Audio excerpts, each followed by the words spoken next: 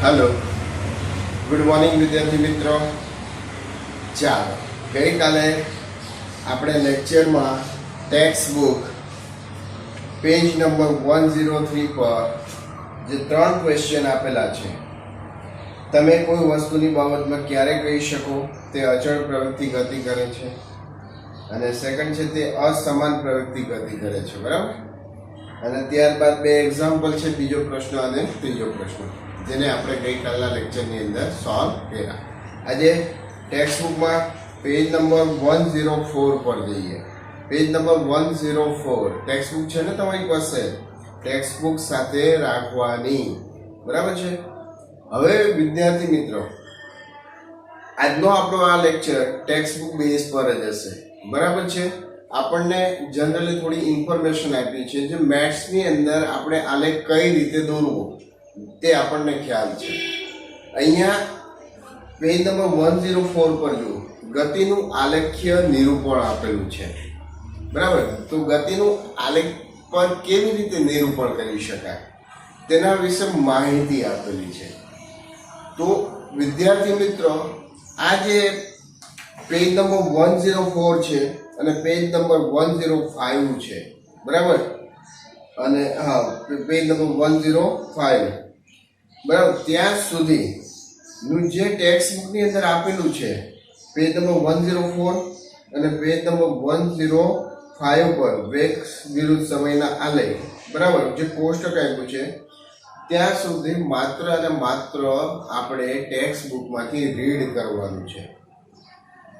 એ જ્યારે આલેખની અંદર કેવી રીતે દોરાય, બરાબર, એ આપણને માહિતી આપેલી છે, અને એને આધારે પછી આલેખની મદદથી ગતિના 3 સમીકરણ આવે છે, રેખીય ગતિના 3 સમીકરણ, તે આપણે બોર્ડ પર સાબિત કરીને સમજવાના છે। તો એ 3 સમીકરણ આપણા માટે અગત્યના રહેશે। એ 3 સમીકરણમાંથી કોઈ એક સમીકરણ આપણી પરીક્ષાની અંદર 3 માર્ક્સ કે 4 માર્ક્સની મોટી થિયરીમાં આવે। તો આજે આપણે જે ચલાવી રહ્યા છીએ પેજ નંબર 104 અને 105 પર, બરાબર।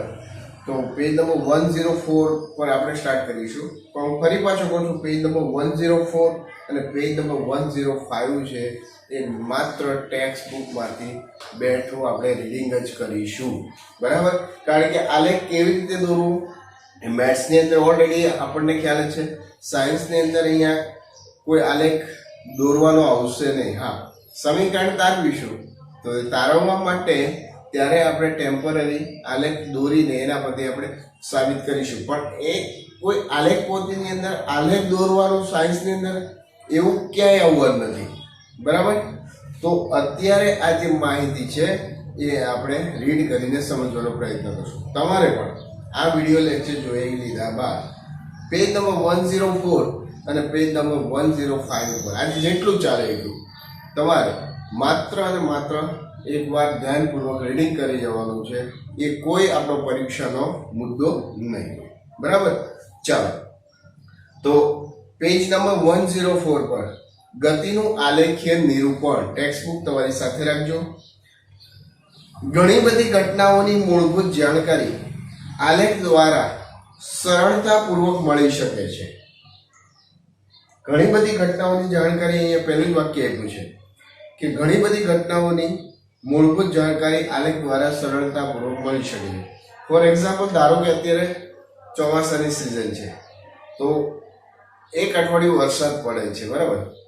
તો સોમવારે કેટલા ઇંચ વરસાદ પડ્યો, મંગળવારે કેટલા ઇંચ, બુધવારે કેટલા ઇંચ, એ રીતે આપણે આલેખ દ્વારા નિરૂપણ કરી દઈએ તો પણ આપણને સરળતાથી ખ્યાલ આવે।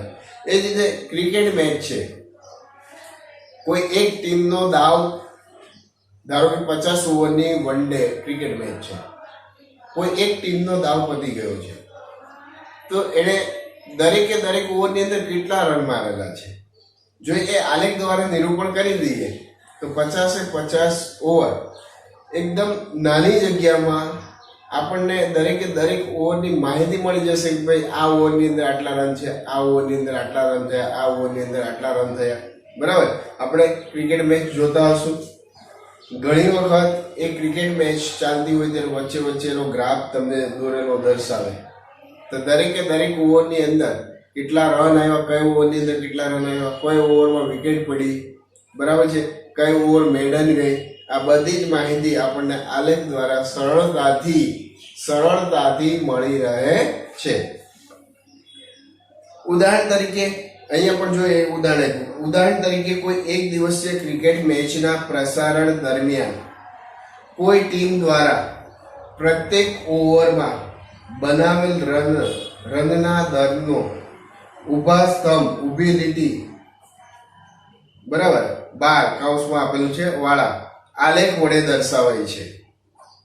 તમે ગણિતમાં અભ્યાસ કર્યો છે તે મુજબ સુરેખ આલેખની મદદથી બે ચલો ધરાવતા રેખીય સમીકરણનો ઉકેલ મેળવી શકાય છે. બરાબર, સુરેખ સમીકરણની અંદર આલેખની મદદથી બે સમીકરણ બનાવી અને દરેક એ બંને સમીકરણના જે ચલ છે એનો ઉકેલ આપણે સરળતાથી મળી શકે. કદાચ એ હવે પછી જ્યારે તમે ભણશો, ચાલશે, ત્યારે તમને એની આઈડિયા આવશે. કોઈ વસ્તુની ગતિને દર્શાવવા માટે આપણે સુરેખ આલેખનો ઉપયોગ કરીએ છીએ સીધી રેખામાં. બરાબર, આ કિસ્સામાં સુરેખ આલેખ કોઈ એક ભૌતિક રાશિ પરની નિર્ભરતા દર્શાવે છે, જેમ કે અંતર છે, વેગ, અને બીજી કોઈ ભૌતિક રાશિ પણ આપણે એ હશે સમય પરની નિર્ભરતા દર્શાવે છે.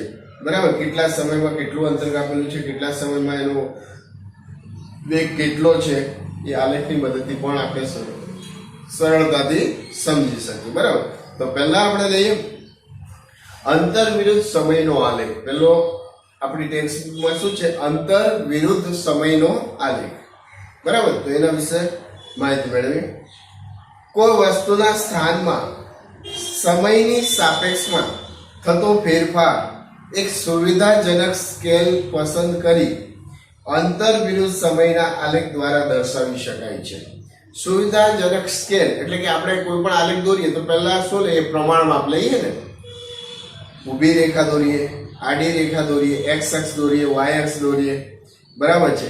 પછી આપણે પ્રમાણ માપ, ભાઈ 1 સેન્ટીમીટર બરાબર એક્સ અક્ષ પર આટલા, વાય અક્ષ પર 1 સેન્ટીમીટર બરાબર આટલા પ્રમાણ માપ લઈએ ને. તો એના માટે અહીંયા શું આપ્યું છે? સુવિધાજનક સ્કેલ. બરાબર, સુવિધાજનક સ્કેલ એટલે કે પ્રમાણ માપ. તમે મેથ્સની અંદર આલેખ દોરતા શીખી ગયા છો, બરાબર છે, એટલે કોઈ તકલીફ પડશે નહીં. પસંદ કરી અંતર વિરુદ્ધ સમયના આલેખ દ્વારા દર્શાવી શકાય છે. આ આલેખમાં સમયને x અક્ષ પર તથા અંતરને y અક્ષ પર લેવામાં આવે છે. જ્યારે અંતર વિરુદ્ધ સમયનો આલેખ આપણે બોર્ડ પર જોઈએ કે અંતર વિરુદ્ધ સમય, આ અંતર વિરુદ્ધ સમય બોલાય. શું બોલાય? અંતર વિરુદ્ધ સમય. તો એનો જ્યારે આપણે આ આપણી માની લો કે y અક્ષ છે, બરાબર, ને માની લો કે આપણી x અક્ષ છે. બે બિંદુઓ છે, ઉદ્ગમ બિંદુ, બરાબર. તો x અક્ષ પર અહીંયા ટેક્સ્ટબુકમાં શું કીધું? આલેખમાં સમયને x અક્ષ પર, એટલે સમય ક્યાં આવશે? x અક્ષ પર સમય, બરાબર, સમય ક્યાં આવશે? x અક્ષ પર. તથા અંતરને ક્યાં? y અક્ષ પર. તો અંતર ક્યાં આવશે? y અક્ષ પર. અંતર ક્યાં આવશે? y અક્ષ પર. અને સમય ક્યાં આવશે? x અક્ષ પર લેવામાં આવે. જ્યારે આપણે અંતર વિરુદ્ધ સમયનો આલેખ દોરીશું, જ્યારે આપણે અંતર વિરુદ્ધ સમયનો આલેખ દોરીએ ત્યારે સમય હંમેશા કઈ જગ્યા પર? x અક્ષ પર. અને અંતર ક્યાં દર્શાવીશું? y અક્ષ પર એના મૂલ્ય દર્શાવીશું. બરાબર, આપણે કોઈ આલેખ પોથીમાં આલેખ દોરવાનો આવશે નહીં. પણ મેં કીધું તેમ જ્યારે આલેખની મદદથી રેખીય પ્રવેગી ગતિના સમીકરણ તારવીશું ને, ત્યાં આપણે નોટની અંદર ટેમ્પરરી આલેખ દોરવાનો રહેશે અને એના પરથી આપણે સૂત્ર સાબિત કરવાનું રહેશે. બરાબર છે. તો અંતર વિરુદ્ધ સમય હોય તો અંતર x અક્ષ પર અને અંતર y અક્ષ પર અને સમય ક્યાં? x અક્ષ પર આપણે દર્શાવીશું. બરાબર છે. વસ્તુની વિવિધ અવસ્થાઓ માટે દર્શાવી શકાય છે. વિવિધ અવસ્થા એટલે જુદા જુદા સમયે કેટલું અંતર કાપેલું છે, બરાબર, એ જુદી જુદી શું થઈ? અવસ્થા. જેમ કે સમાન ઝડપ, અસમાન ઝડપ, સ્થિર સ્થિતિ વગેરે આ જુદી જુદી અવસ્થાઓ છે. તમારી ટેક્સ્ટબુક ની અંદર જુઓ 8.3 અચળ ઝડપથી ગતિ કરતી વસ્તુનો અંતર વિરુદ્ધ સમયનો આલેખ દર્શાવેલો છે. બરાબર. પછી આપણે બોર્ડ પર થોડું સમજીશું. આપણે જાણીએ છીએ કે જ્યારે કોઈ વસ્તુ સમાન સમયગાળામાં સમાન અંતર કાપે ત્યારે તે અચળ ઝડપથી ગતિ કરે છે. અચળ ઝડપથી ગતિ કરે છે એમ ક્યારે કહેવાય? સમાન સમયગાળામાં એક સમાન અંતર કાપે તો તેની ગતિ કેવી કહેવાય? અચળ ઝડપથી ગતિ કરે છે. બરાબર. જે દર્શાવે છે વસ્તુએ કાપેલ અંતર સમયના સમપ્રમાણમાં છે. બરાબર. જે ધારો કે પહેલી 10 મિનિટમાં, બીજી 10 મિનિટમાં, ત્રીજી 10 મિનિટમાં, સમયનો ગાળો 10 મિનિટ છે. એ જ અંતર છે. પહેલી 10 મિનિટમાં ધારો કે 10 મીટર અંતર કાપ્યું, પહેલી 10 મિનિટમાં ધારો કે 15 મીટર અંતર કાપ્યું, બીજી 10 મિનિટમાં પણ 15, ત્રીજી 10 મિનિટમાં પણ 15. બરાબર. તો વસ્તુએ કાપેલ અંતર સમયના સમપ્રમાણમાં છે. આમ અચળ ઝડપ માટે અંતર વિરુદ્ધ સમયનો આલેખ સીધી રેખા મળે. આની નીચે અંડરલાઈન કરજો. બરાબર. અચળ ઝડપ માટે અંતર વિરુદ્ધ સમયનો આલેખ સીધી રેખા મળે એટલે કે સુરેખ મળે. બરાબર. અચળ ઝડપ માટે અંતર વિરુદ્ધ સમયનો આલેખ સીધી રેખા મળે એટલે કે સુરેખા મળે. 1 માર્ક્સના ક્વેશ્ચન ની અંદર આપણે આ લઈ શકાય લેવું હોય તો. બરાબર. તો એની નીચે અંડરલાઈન કરજો. અંતર વિરુદ્ધ સમયનો આલેખ સીધી રેખા મળે છે ક્યારે? અચળ ઝડપ માટે. અચળ ઝડપ માટે અંતર વિરુદ્ધ સમયનો આલેખ સીધી રેખા મળે છે, જે આકૃતિ 8.3 માં દર્શાવેલ છે. બરાબર છે. આકૃતિ 8.3 આપેલી છે. જુઓ એમાં અહીંયા સમય દર્શાવ્યો છે 20, 40, 60. બરાબર છે. 20, 40, 60. અહીંયા શું દર્શાવ્યું છે? અંતર 10, 20, 30 અને 40. બરાબર. હવે જુઓ ધારો કે પહેલી 20 મિનિટમાં 10 અંતર આપ્યું છે. સમય આપ્યું છે કિલોમીટરમાં આપ્યું છે. સમય આપ્યો છે સમય આપ્યો છે મિનિટમાં આપ્યું છે. પહેલી 20 મિનિટમાં 10 કિલોમીટર જેટલું અંતર કાપે છે માની લો, આપણે સમજીએ. બીજી 20 મિનિટમાં ધારો કે 40 કિલોમીટર જેટલું અંતર કાપે છે. ત્રીજી 20 મિનિટમાં એટલે કે 60 મિનિટમાં ધારો કે 30 કિલોમીટર જેટલું અંતર કાપે છે. બરાબર. હવે આ દરેક બિંદુને આપણે જ્યારે જોડીએ તો આપણને એક સીધી રેખા મળશે ઉદ્ગમ બિંદુમાંથી. બરાબર. ઉદ્ગમ બિંદુમાંથી આપણે દરેક બિંદુને જોડીએ તો આપણને કેવાય? એક સીધી રેખા મળશે. એટલે આને શું કહેવાય? સુરેખ કહેવાય અથવા તો સીધી રેખા. બરાબર છે. અચળ ઝડપ માટે, અચળ ઝડપ માટે અંતર વિરુદ્ધ સમયનો આલેખ કેવો મળે અથવા ખાલી જગ્યા મળે ત્યાં આપણે શું? સુરેખ અથવા તો સીધી રેખા. ત્યાં આપણે શું? સુરેખ અથવા તો સીધી રેખા. બરાબર છે. જે આકૃતિ 8.3 માં દર્શાવેલ છે, જે આકૃતિમાં દર્શાવેલ છે એને આપણે સમજવાનો પ્રયત્ન કર્યો. હવે અહીંયા આપણે જુદા જુદા ભાગ આપેલા છે. સમજો કે ધારો કે 40 મિનિટના સમયે અહીંયા એક સીધી રેખા દોરેલી છે. બરાબર. એ 40 મિનિટના સમયે એને કેટલું અંતર કાપેલું છે? તો 20 કિલોમીટર. બરાબર. જરાક થોડું ઘણું અંતર હોઈ શકે. પછી એ જ રીતે OB ભાગ, આ કયો ભાગ થયો? OB. અહીંયા ધારો કે OB નામ આપું તો કયો ભાગ થાય? OB કીધું છે ને એટલે અહીંયા આવશે.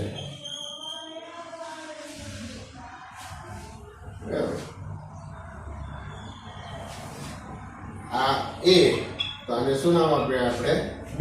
અહીંથી એક સીધી રેખા દોરી, x અક્ષ પરથી એક સીધી રેખા દોરી, y અક્ષ પરથી એક સીધી રેખા દોરી. બરાબર. જ્યાં છેદે છે આલેખને ત્યાં શું નામ આપ્યું? B નામ આપ્યું. એ જ રીતે અહીંયા x અક્ષ પરથી એક સીધી રેખા દોરી, y અક્ષ પરથી એક સીધી રેખા દોરી, જ્યાં છેદે છે ત્યાં શું નામ આપ્યું AB. હવે શું કીધું? OB ભાગ દર્શાવે છે કે અંતર સમાન દરથી વધે છે. આ O થી B એટલે કે આ જે ભાગ છે સીધી રેખા છે ને, બરાબર, એનો અર્થ શું થાય? અહીંયા ટેક્સ્ટમાં કીધું એ પ્રમાણે આલેખનો OB ભાગ દર્શાવે છે કે અંતર સમાન દરથી વધી રહ્યું છે. અંતર સમાન દરથી પહેલી 20 મિનિટમાં 10 કિલોમીટર, પછીની 20 મિનિટમાં પાછું 10 કિલોમીટર, બરાબર, સમાન દરથી વધી રહ્યું છે. અહીં નોંધો, જો તમે y અક્ષ પર વસ્તુએ કાપેલ અંતરના મૂલ્ય જેટલું જ તેણે કરેલ સ્થાનાંતર હોય તો, હવે સમજો કે આ તો અંતર દર્શાવ્યું છે. હવે પ્રશ્ન એ થાય કે y અક્ષ પર કાપેલા અંતર જેટલું સ્થાનાંતર હોય તો, જેટલું અંતર કાપેલું છે એટલું જ સ્થાનાંતર હોય તો શું થાય? y અક્ષ પર વસ્તુએ કાપેલા અંતરના મૂલ્ય જેટલું જ તેણે કરેલ સ્થાનાંતરનું મૂલ્ય લો તો તમે અચળ ઝડપને બદલે હવે કયો શબ્દ વાપરી શકાય? અચળ વેગ. કયો પદ વાપરી શકાય? અચળ ઝડપની જગ્યાએ અચળ ઝડપની જગ્યાએ શું હવે? વેગ શબ્દ વાપરી શકો. અચળ વેગથી ગતિ કરી રહ્યું છે. કારણ કે વેગ બરાબર શું થાય? સ્થાનાંતરના છેદમાં સમય, ને ઝડપ બરાબર શું થાય? અંતરના છેદમાં સમય, જે આપણે શરૂઆતમાં શીખી ગયા, બરાબર છે. એટલે અચળ ઝડપને બદલે અચળ વેગ, એટલે અહીંયા કયો આપણે અત્યાર સુધી જો અંતર કીધું હોય તો અચળ ઝડપ શબ્દ વાપરીએ, બરાબર, ને સ્થાનાંતર કીધું હોય તો શું? અચળ વેગ શબ્દ આપણે વાપરીએ, બરાબર છે. આપણે અંતર વિરુદ્ધ સમયના આલેખનો ઉપયોગ વસ્તુની ઝડપ શોધવા માટે કરી શકીએ છીએ. આ માટે આકૃતિ 8.3 માં દર્શાવેલ અંતર વિરુદ્ધ સમયના આલેખનો નાનો ખંડ AB ધ્યાનમાં લો. આજે નાનો ખંડ આ AB છે ને, AB ને ધ્યાનમાં લો, બરાબર છે. AB ધ્યાનમાં લો. બિંદુ A માંથી x અક્ષને સમાંતર રેખા, હવે આ બિંદુ A છે, બરાબર, તો x અક્ષ આ છે, x અક્ષને સમાંતર રેખા દોરવું. x અક્ષને મેં શું કર્યું? સમાંતર રેખા. ખ્યાલ આવે છે? x અક્ષને સમાંતર મેં રેખા દોરી, બરાબર છે. આ જે દોરી તે A થી B, બરાબર. અંતર વિરુદ્ધ સમયના આલેખનો ઉપયોગ વસ્તુની ઝડપ શોધવા માટે કરી શકીએ છીએ. આ માટે આકૃતિ 8.3 માં દર્શાવેલ અંતર વિરુદ્ધ સમયના આલેખમાં નાનો ખંડ AB ધ્યાનમાં લો, બરાબર છે. બિંદુ A માંથી x અક્ષને સમાંતર રેખા દોરો, બરાબર. ખ્યાલ આવે છે વિદ્યાર્થી મિત્રો? આ આપણે જે રેખા દોરી છે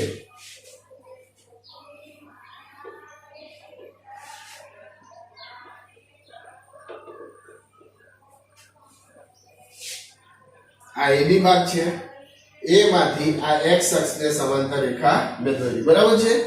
x અક્ષને સમાંતર આ સાફ કરી નાખું છું, તમને ખ્યાલ આવે જ છે. ઓકે, એને ક્યાં સુધી લંબાવવાની? આ જે આપણે B બિંદુમાંથી નીચે દોરેલી છે એ રેખાને છે ને ત્યાં સુધી, બરાબર. અહીંયા અટકી જાય, બરાબર. જ્યાં છે ત્યાં તમે નામ આપી દો C. ખ્યાલ આવે છે? AB ને ધ્યાનમાં લો. બિંદુ A માંથી x અક્ષને, બિંદુ A માંથી આ x અક્ષ થાય એને સમાંતર, એટલે આમ થાય સમાંતર રેખા, x અક્ષને સમાંતર રેખા તથા બિંદુ B માંથી શું કીધું? y અક્ષને સમાંતર એક રેખા દોરો. બિંદુ B માંથી y અક્ષને, એટલે આ બિંદુ આપણે આ દોરેલી છે, આ y અક્ષને સમાંતર, બરાબર ને. બિંદુ B માંથી આપણે નીચે દોરવાની છે ને, ઓલરેડી. બિંદુ B માંથી y અક્ષને સમાંતર, એટલે y અક્ષને શું થયું? સમાંતર થાય. આ શું થયું? કોને સમાંતર થાય? યસ, x અક્ષને સમાંતર, બરાબર. શું કરવાનું છે? આપણે એક નાનો ખંડ વિચારેલો છે A B, તો A માંથી x અક્ષને સમાંતર રેખા દોરો. B માંથી y અક્ષ, એટલે આ y અક્ષ છે ને ઊભી, તો y અક્ષને સમાંતર રેખા દોરો. બંને જ્યાં છે ત્યાં શું નામ આપો? C. વિદ્યાર્થી મિત્રો આમાં ખ્યાલ આવ્યો? બિંદુ A માંથી x અક્ષને સમાંતર રેખા એટલે આ રીતે બિંદુ B માંથી y અક્ષ એટલે આ મૂવી બરાબર છે બંને છે તે ત્યાં શું નામ આપો C બિંદુ B માંથી y અક્ષને સમાંતર એક સીધી રેખા દોરો આ બંને રેખા બિંદુ C પાસે મળે છે તો હવે વિદ્યાર્થી મિત્રો આ શું થઈ ગયું ત્રિકોણ ACB અથવા ABC બરાબર ત્રિકોણ ABC ની રચના થાય ABC બરાબર હવે આલેખમાં AC સમયગાળો હવે વિદ્યાર્થી મિત્રો સમજો અહીંયા આજે x અક્ષને સમાંતર રેખા દોરી એટલે આ AC એ સમયગાળો કેટલો થાય સમજો AC સમયગાળો કેટલો થાય માની લો કે આ T1 છે ને આને આપણે શું કહીએ T2 કહીએ તો AC સમયગાળો શું થાય T2 - T1 એટલે કે 60 - 40 થશે 60 - 40 એટલે કે T2 - T1 બરાબર છે ખ્યાલ આવે છે એ જ રીતે BC સમયગાળો y અક્ષ પર સમયગાળો BC અંતર BC શું આ y અક્ષ શું દર્શાવે અંતર દર્શાવે એટલે અંતર કેટલું થશે BC બરાબર ધારો કે હું આને S1 કહું ને આને શું કહું S2 કહું બરાબર છે તો શું થશે y અક્ષ પર અંતર BC બરાબર S2 - S1 S2 - S1 બરાબર S2 - S1 એટલે ઝડપ વિદ્યાર્થી મિત્રો સમજો ઝડપ બરાબર શું થાય અંતરના છેદમાં શું સમય થાય ઝડપને આપણે કઈ સંખ્યા વડે દર્શાવીએ v વડે અહીંયા અંતર આ શું છે BC છે અંતર શું છે BC છે એટલે BC ના છેદમાં સમય કેટલો છે AC છે ખ્યાલ આવે છે સમય કેટલો AC આપેલો અંતર કેટલો BC તો હવે આ BC છે BC શું છે S2 - S1 થશે બરાબર કે આટલા સમયગાળા આટલા ભાગમાં એટલે કાપેલું અંતર કેટલું તો S2 - S1 હવે AC સમયગાળો છે તો અહીંયા શું થશે T2 - T1 થશે T2 - T1 તો આપણને પદાર્થની ઝડપ મળી જશે ખ્યાલ આવે છે એટલે કોઈ પણ આ તો આપણે અહીંયા શોધ્યું ધારો કે અહીંયા શોધવું હોય તો પણ આપણે શોધી શકીએ અહીંયા ધારો કે આ ભાગ પર એની ઝડપ કેટલી છે x અક્ષ પર એક સીધી રેખા દોરો બરાબર y અક્ષ પર સીધી રેખા દોરો બરાબર એટલે ત્રિકોણ બનાવીને આપણે કોઈ પણ ભાગની અંદર એની ઝડપ કેટલી છે તે આપણે શું કરી શકીએ શોધી શકીએ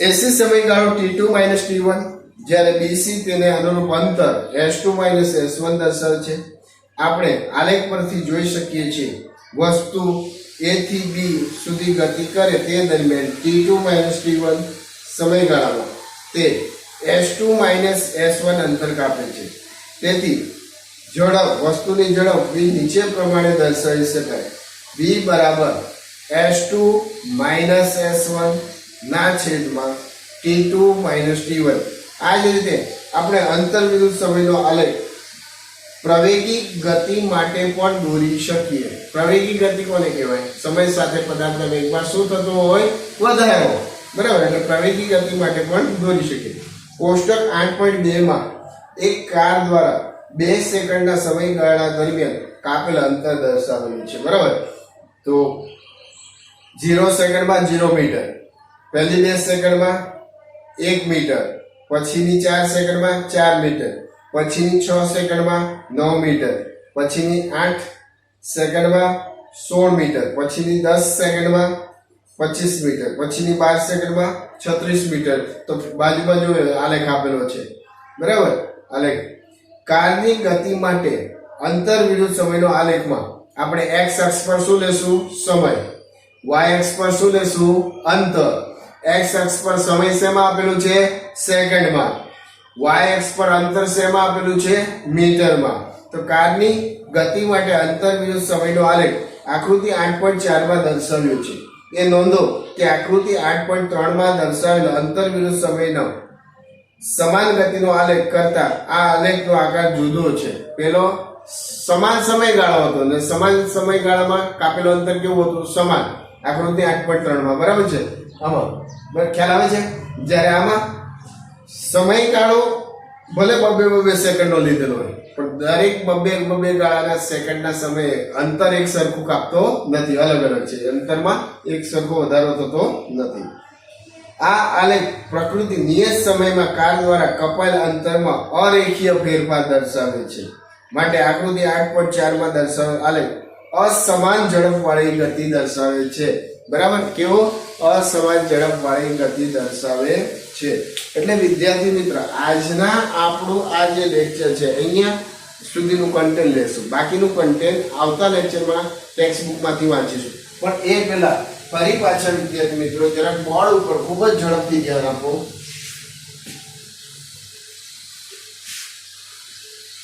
આજના લેક્ચરમાં આપણે મેઇન આ વસ્તુ આપણને સમજ પડવી જોઈએ, જે હું તમને અત્યારે ખૂબ જ ઝડપથી ફરી પાછું વર્ણન કરી દઉં છું. બરાબર? એને મોઢે કરવાની જરૂર નથી, પણ સમજીને માત્ર ખાલી યાદ રાખવાનું છે. જ્યારે આપણે આલેખની મદદથી રેખીય પ્રવેગી ગતિના સમીકરણ તારવીએ ને ત્યારે આપણને આ વસ્તુ થોડી ખબર હોય. આપણે વાયસ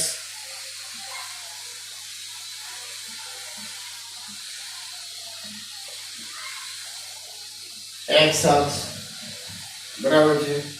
હવે એક્સ અક્ષ પર શું આવે? સમય આવે.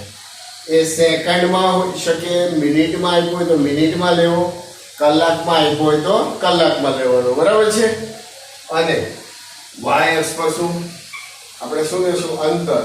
અંતર મીટરમાં આપ્યું મીટરમાં, કિલોમીટરમાં આપ્યું કિલોમીટરમાં. ખ્યાલ આવે છે? ને અહીંયા સમય આપણે સેકન્ડમાં. જે પ્રમાણે આપણને આપ્યું એ પ્રમાણે લેવાનો. સમય સેકન્ડમાં આપ્યો સેકન્ડમાં લેવો, અંતર કિલોમીટરમાં આપ્યું છે કિલોમીટરમાં. બરાબર? હવે યોગ્ય સ્કેલમાં નક્કી કરી લેવાનું. ભાઈ 1 સેન્ટીમીટર બરાબર આપણે 10 મિનિટ લઈએ. 1 સેન્ટીમીટર બરાબર 10 મિનિટ. બીજે 1 સેન્ટીમીટર એટલે 10 ને 10 20 30 40 50 60 અથવા 20 નો તો પણ ચાલે. અને અહીંયા વાયર્સ પર પણ 1 સેન્ટીમીટર ધારો કે આપણે પ્રમાણમાં 10 મિનિટ લઈએ. સોરી 10 કિલોમીટર અંતર આવશે ને. 10 20 30 40 બરાબર છે. હવે આપણને આપ્યું આલેખ દોરી દઈએ. આલેખ દોર્યો. હવે આપણે શું શીખાડીએ? આલેખના કોઈ પણ ભાગે એની ઝડપ કેટલી છે આપણે શોધવું હોય. ધારો કે મારે આ ભાગ, હું અહીંયા ધારો કે આ ભાગ લઈ લઉં, આ ભાગમાં એની ઝડપ કેટલી છે મારે શોધવી છે. તો હું આ જે ભાગ છે એ ભાગના બંને બિંદુ પરથી હું મારે શું કરવાનું? પહેલા x અક્ષ પર y અક્ષને સમાંતર રેખા દોરીશ. આજે x અક્ષ પર મેં રેખા દોરી. બરાબર? એ જ રીતે પછી આ ભાગ પરથી હું x અક્ષને સમાંતર y પર રેખા દોરીશ. ખ્યાલ આવે છે? સમજ પડે છે? પછી શું કરવાનું? ધારો કે આ a છે, આ b છે. એ બિંદુથી x અક્ષને સમાંતર રેખા દોરવા, b બિંદુથી y અક્ષને સમાંતર રેખા દોરો. જ્યાં છે ત્યાં શું નામ આપવું? c. ત્રિકોણ થઈ ગયો. બરાબર? હવે મારે ઝડપનું સૂત્ર શું? અંતરના છેદમાં સમય. તો અહીંયા અંતર કેટલું? તો અંતર ક્યાં આપ્યું છે? y અક્ષ પર આપ્યું છે તો bc. અંતર કેટલું? bc. બરાબર? સમય ક્યાં આપ્યો છે? x અક્ષ પર. સમય કેટલો થાય? ac. બરાબર? હવે આપણે શું આ સમય પેલો છે t1 આનેલો અને t2 નો, આ પેલો છે અને s1 નો અને આને શું નો? s2. એટલે શું થાય? s2 s1 ને t2 t1. બરાબર? એની બાદ એના મૂલ્ય લખીએ, બાદ બાકી કરીએ એટલે આપણને એની ઝડપ એ ભાગમાં, આટલા ભાગમાં એની ઝડપ કેટલી છે તે શોધી શકીએ. એટલે આલેખના કોઈ પણ બિંદુ પર એની ઝડપ શોધવી હોય તો આપણે સરળતાથી શું કરી શકીએ? શોધી શકીએ. ઓકે વિદ્યાર્થી મિત્રો, ખ્યાલ આવે છે? હું ફરી પાછું કહું છું, ટેક્સ્ટ બુકમાં આજે આપણને માહિતી આપી છે તે ધ્યાનપૂર્વક વાંચવાની છે. બરાબર છે? ખ્યાલ આવે છે? સમજ પડે છે વિદ્યાર્થી મિત્રો? બાકી બીજું કોઈ એમાં ટેન્શન લેવા જેવું નથી, માત્ર વાંચવાનું છે. પણ આ જ્યારે ટોપિક પૂરો થશે, હું ફરી પાછું કહું, આજનો લેક્ચર અને આવતીકાલનો લેક્ચર પાના નંબર 104 અને 105 પરની થિયરી જે આપણે ટેક્સ્ટ બુકમાંથી રીડ કરીએ છીએ ડાયરેક્ટલી, બરાબર, રીડ કરીને થોડો સમજવાનો પ્રયત્ન કરીએ છીએ. ત્યારબાદ જે સમીકરણ તારવવાના આવશે એ આપણા માટે ઇમ્પોર્ટન્ટ હશે, અગત્યના હશે, જે આપણે પરીક્ષાનો મુદ્દો હશે, બરાબર. એટલે આમાં ધ્યાનપૂર્વક વાંચવાનું, સમજવાનો પ્રયત્ન કરવાનો છે, બીજું કોઈ ટેન્શન લેવા જેવું નથી. ઓકે વિદ્યાર્થી મિત્રો, તો આજના લેક્ચરમાં આપણે અહીંયા અટકીશું. ઓકે.